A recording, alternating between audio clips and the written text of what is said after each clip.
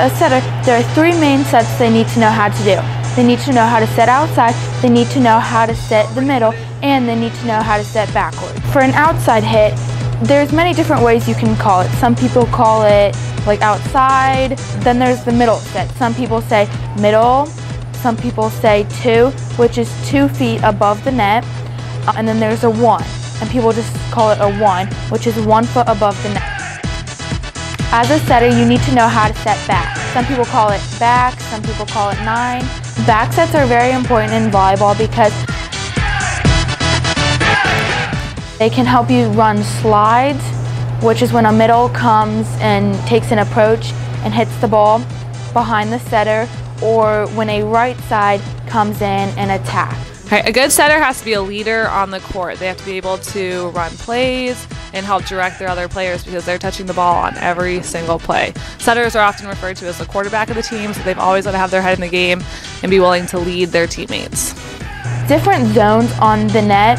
There's 9 zones, and from left to right it goes 1, 2, 3, 4, 5, 6, 7, 8, 9. There's many different sets to go along with it. Along with just strong leadership skills, a setter needs to be able to uplift her teammates and make sure everyone can stay positive on the court.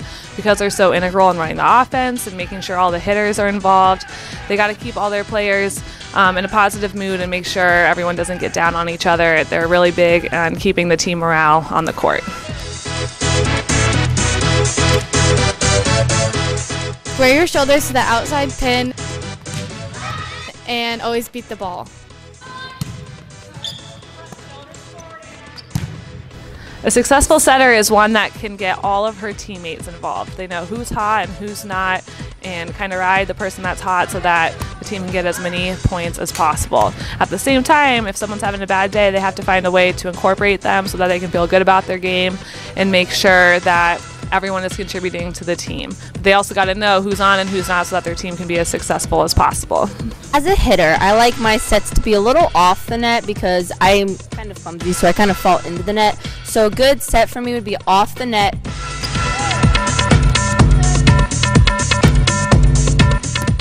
As a hitter, I like my sets to be high and close to the net.